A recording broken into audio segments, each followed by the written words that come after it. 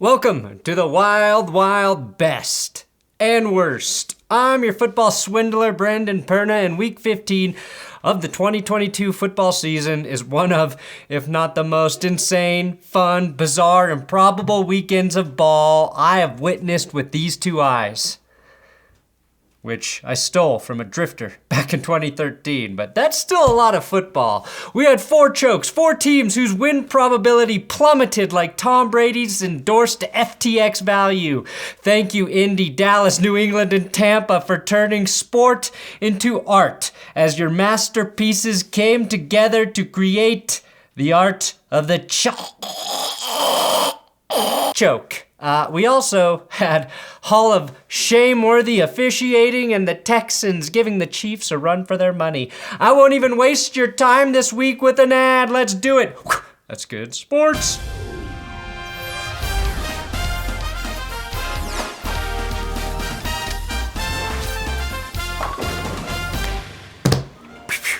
Out of thanks for not giving you an ad, subscribe. Today we will start with a special feature, the worst officiating hack jobs. I narrowed this down to the 3 worst calls of the week.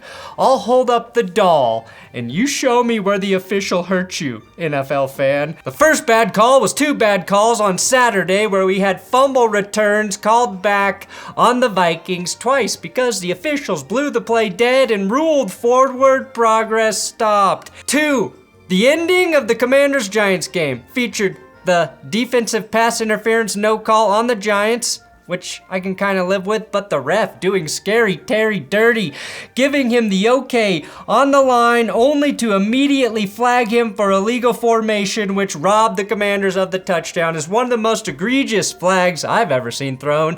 And 3, this Keelan Cole touchdown being confirmed even though his foot was clearly out of bounds. Raiders fans, does this finally make up for the Tuck rule? Patriots fans, you cannot bitch about a bad call in a game against the Raiders. You know that, right? Now, if you or someone you know has been adversely affected by terrible officiating, please call the law firm of Cheffers, Carenti, and Boger to get a cash settlement now. Our best QB? Well, I talked about him in my video recapping the Colts collapse on Saturday, but I think Kirk Cousins deserves another round of praise for what he managed to do. In the last 8 years of the regular season, only 2 teams have come back from a 20-plus point deficit at half. And both of those teams were quarterbacked by Kirk Cousins, and they were the Vikings. I think we can put to bed the narrative that Kirk Cousins can't hack it in the bright lights, because although it took most of the Saturday morning viewers tuning out, this was technically a primetime game, and Cousins tossed 4 touchdowns, threw for 460 yards on his way to erasing a 33-point deficit, hitting just about every clutch throw when the opportunity presented itself. He's the perfect quarterback for this flawed but magnificent Vikings team, and I can't wait to see him get another shot in the playoffs. And he did it all with his voice cracking in front of the whole country. Voice crack on the snap. Cousins. And thanks for pointing that out to us, Noah Eagle. Our worst QB? Well, runner-up does go to Jakobi Meyers. But congratulations to Tom Brady. He's the last quarterback to win back-to-back Super Bowls. And he's the first quarterback to win my worst QB award 2 weeks in a row. Brady was red hot to start this game against the Bengals, but perfected the art of the choke with every stroke after, as the Bengals scored 34 unanswered points, turning a blowout into a blowout. For the first time, Tom Brady has lost 8 games in his career, and it only took 23 years. But that son of a bitch is so lucky he's still in first place in his division. Now credit former Bengal Giovanni Bernard, the greatest mustache in the NFL, to kick off the comeback for Cincy by fumbling what was an attempted fake punt. The rest of the collapse, though, can be directly attributed to one Tom Brady. He threw an interception, he fumbled, and he botched this handoff to layoff Lane. Lenny. Some will say this is on Fournette, but to me it looks like Brady tries to hand the ball directly to Lenny's dick. That's 3 third-quarter turnovers for Tom Brady in the Bucs offense, which led to 21 points by the Bengals, and the final dagger was Tom chucking the ball into the air as he gets hit for another Bengals pick. And in a TMI situation, we learned what Joe Burrow's favorite fetish category is. Squirt, squirt. All coming. We got the best offense, the best finish, and the best individual performances from the Jags game. Jagging off, baby. First up, it's Zay Jones. Best of 2 individual performances from this game. Zay had 6 grabs for 109 yards and 3 touchdowns against the Cowboys secondary. 3 touchdowns is very impressive, especially when they account for half of your total receptions on the day. 35 receptions and 4 touchdowns for Jones in the last 5 games. Trevor Lawrence barely lost the Best QB award, so he can rest easy knowing he led the best offense of the weekend. 503 total yards of Jaggy offense. Only team who had more was the Vikings. 1 yard of offense for every inch of heat Jackson DeVille is packing. 40 total points, and Travis Etienne got back over the century mark. This was a week of best finishes, but this was the game that took the cake and force-fed that cake down the Cowboys' keto-loving throats. The 17-point comeback by the Jags looked like all was lost when Trevor Lawrence coughed up the football with 90 seconds left in the game. Luckily, savvy Doug Peterson had banked up all 3 timeouts. The defense got 3 stops, and Lawrence got the ball back with around a minute to go. In perhaps his defining moment so far in the league, the former #1 overall pick was damn near perfect as he led his team into field goal range for Riley Patterson to drill a 48-yarder that sent the game into overtime. Smash cut to the second possession of OT, and Dak Prescott throws a ball that bounces off Noah Brown and into the arms of Rayshon Jenkins, who takes it all the way to walk off the Cowboys. On the other side of the ball, the best individual performance goes to Rayshon Jenkins, the 6th-year safety who had 18 tackles and 2 interceptions and a game-ending pick 6. Only one other player has ever had that many tackles and 2 picks in the same game. And my favorite moment, well, it came in his post-game interview where I couldn't tell if he was just tired or still ejaculating from the gratifying win. Meaningful football in December. You just knocked off one of the top 5 teams in the NFL. Best Batman and Robbins? Of the top 5 receivers this weekend, 4 played for 2 teams. So I'm going to give this dynamic duo award to 4 guys, starting with KJ Osborne and Justin Jefferson. They combined for 22 receptions, each had a touchdown, and maybe most impressively, Osborne on fewer catches than Jefferson had the 2nd most receiving yards of the week with a $157. A.J. Brown had a staggering 181 receiving yards, but Devontae Smith cranked out 126 as well in a really gritty game against the Chicago Bears.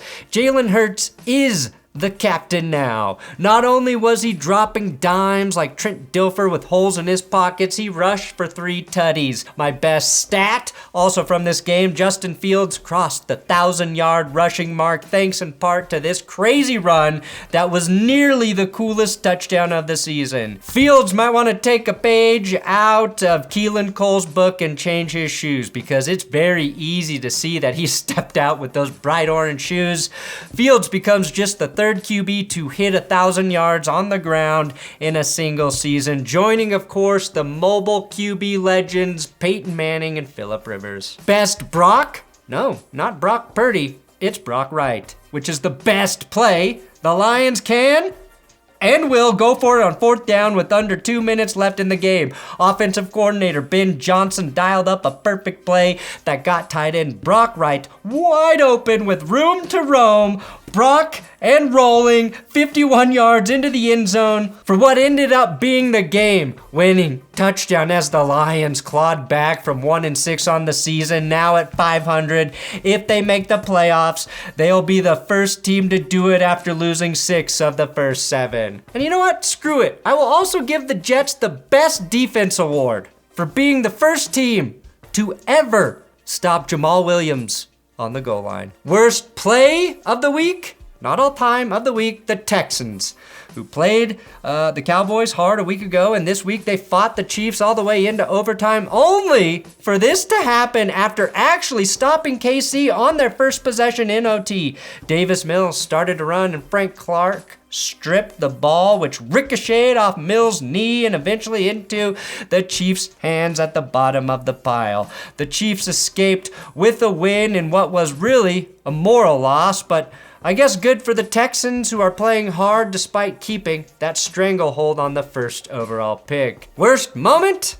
Well, it was the ending of the Sunday Night Football game in Washington, which was marred by some bad, almost suspiciously bad officiating. The Commies had 3rd and goal, down 8 points at the Giants' goal line, needing a touchdown and a 2-pointer to tie it up. Brian Robinson broke the plane, but the play was called back for an illegal formation on Terry McLaurin. But McLaurin can be seen checking with the official before the play and getting the standard good to go from the line judge. You hear him tell you that you were okay? Yeah, I did. That's why I'm giving him a thumbs up twice, to make sure I was good. A couple plays later, Washington had 4th and goal, do or die, needing the end zone. Heineke got away long enough to zip a pass to Curtis Samuel, who was basically getting handled in the end zone by Darnay Holmes, who was doing his best Patrick Swayze and Ghost impression.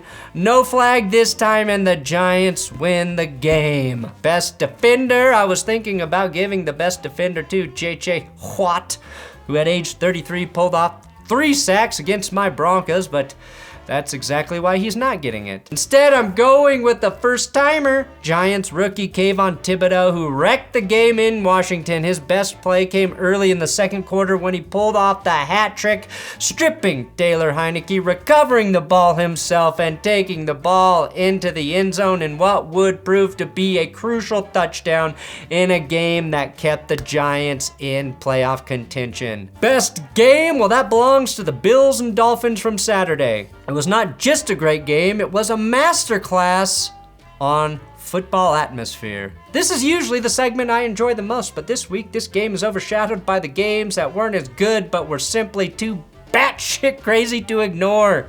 In classic fashion, though, the Dolphins traveled to Orchard Park, and this affair had it all. Long touchdowns to Jalen Waddle, Josh Allen wizardry, snowballs hitting cameramen, and a walk-off field goal from Tyler Slap-a-da-Base. Man, we got 61 combined points, and a game that reminded us we don't need a dome on every fucking NFL stadium. God bless you, Buffalo, for giving us a taste of football the way it should be. In Miami, even though you lost, you proved you're a legit team, and we may see this game again in the playoffs. Worst game? Well, sandwiched in between 2 classic games on Saturday, we got Browns-Ravens, which was a snooze fest of massive proportions. Worst finish and worst stat?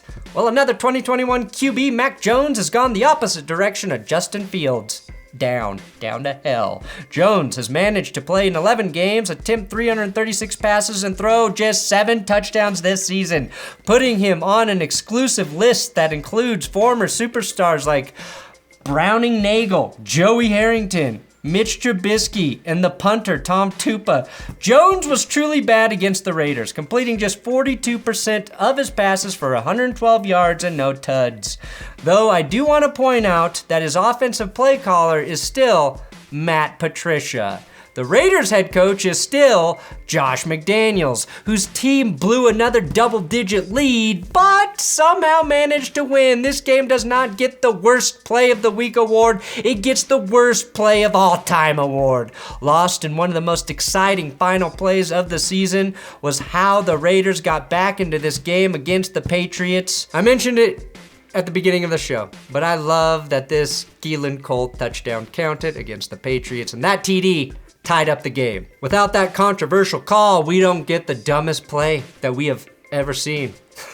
And making the Patriots gaffe More hilarious was that running back Ramondre Stevenson was having a day. He finished as the leading rusher this week with 172 yards, but those final yards were ruined by the last-second lateral. Stevenson, Jakobi Myers, and Mac Jones all claimed full responsibility, proving that they're all willing to jump on the grenade for Bill Belichick, who was the real culprit for this colossal fuck-up when he didn't just tell Mac Jones to kneel the ball and go to overtime. Bill, you went off on your team about fundamental football. Well, how about you fundamentally just call the correct play to get your team into OT? Your favorite book is The Art of War? Well, now you're the cover boy for The Art of the Joke. Best catch? Well, this is a layup. This one goes to the Titans duo of Roger McCrary and Joshua Kalu for the volleyball-style interception of Justin Herbert. This was the perfect example of teamwork, and as good as the Titans' defense played against LA, the offense sadly could not hold up their end of the bargain, and they got Dickard, the kicker, at the buzzer after Justin Herbert made a clutch throw to Mike Williams to keep their postseason dreams alive. Tennessee falls to 7-7 on the season and have the Jags nipping at their Titan tails. And that's it. That's the art of the joke, best and worst of week 15. Please subscribe here on YouTube if you like football, videos, and I haven't turned you off by now. I'm on Twitter, Instagram, @Brandon Perna if you care to follow me in those places.